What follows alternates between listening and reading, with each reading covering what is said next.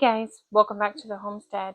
So today we're going to continue down in the non-toxic things that we can do in our house to make scents and smells carry through. If you got caught up in the whole wave of the wax melts and these little wax warmers, and you're like, I just don't want to burn those chemically induced wax melts anymore.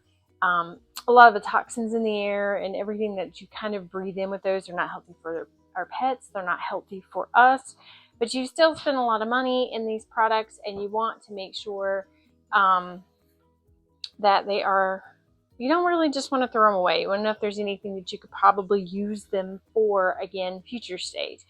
So I have today a natural wax melt recipe for you. So already in my double boiler, I have melted down 1/4 cup of coconut oil along with an additional 1/8 of a teaspoon. And then I have also put in a 1/4 cup of beeswax.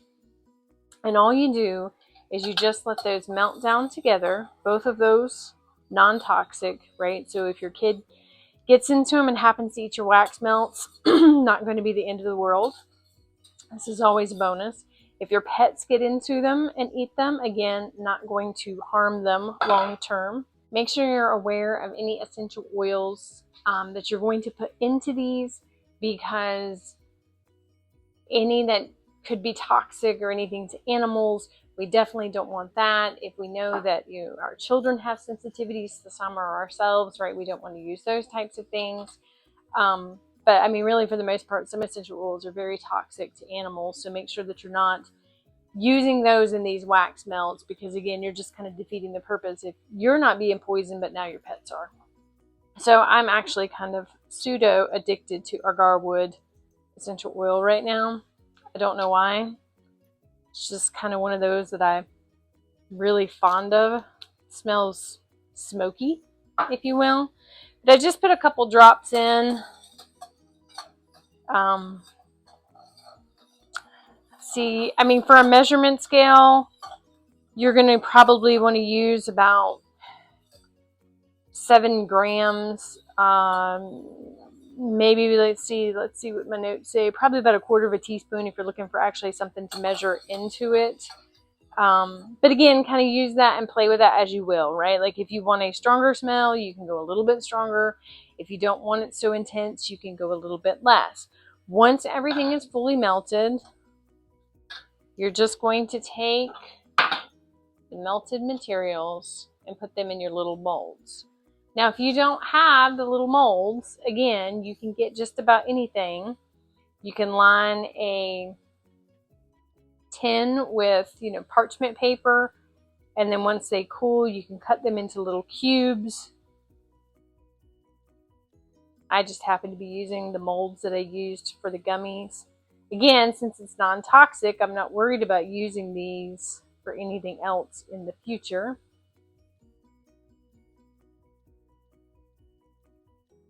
And we're just going to fill up our molds.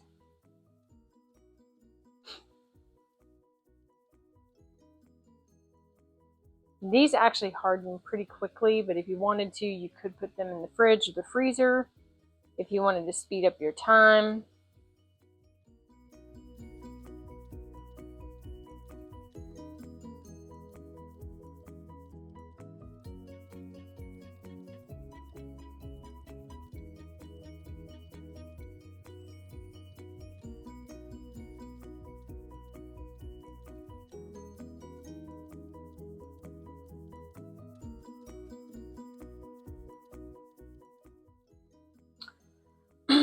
So now we're just going to let these cool, and once they're done, I'll come back and I'll show you the final process. Okay, so once these have hardened up, you see they stay in the molds pretty easily. So all you're going to do at that point is just pop them out. And then I usually just store mine in a glass jar. Depending on how warm your house is, right, you're not going to want to put that, if your house is a little bit warmer, you might want to store them in the fridge. That way they don't melt while you're waiting to use them. If they do happen to melt, I mean, really not the end of the world. You just kind of put them back in your fridge or scoop them out or use them how you want to. But then all you do is, like, got little teddy bears. You'll just put them in there and you'll just naturally let them melt down, and they'll scent your air and do all the things that the other wax melts do, but again, without putting all that toxins and all that stuff into the air. If you're going to make these for presents for people, you could even color them if you want to. But again, make sure you stick with natural colorants.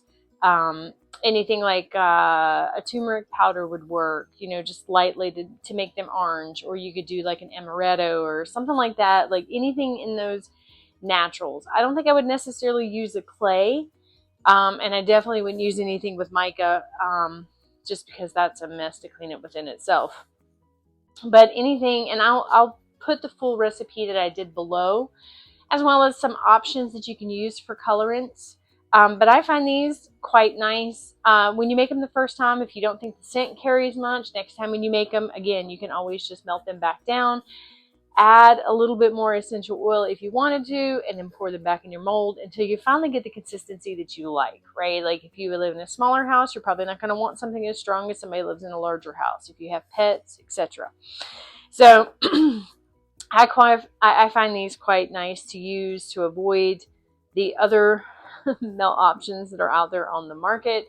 Something easy that we can do ourselves to kind of control what is going in the air around our homes. Again, if your children were to pick these up or your pets were to get them, they wouldn't cause them any harm, which is also beneficial as well. So I hope you guys enjoyed this. It was just something short and sweet that I thought that I could show you guys that I do around here when I want to utilize these wax melts that I bought years ago when I was using highly toxic chemicals in the air. So I hope you enjoyed this. Thank you for stopping by, and I'll see you next time.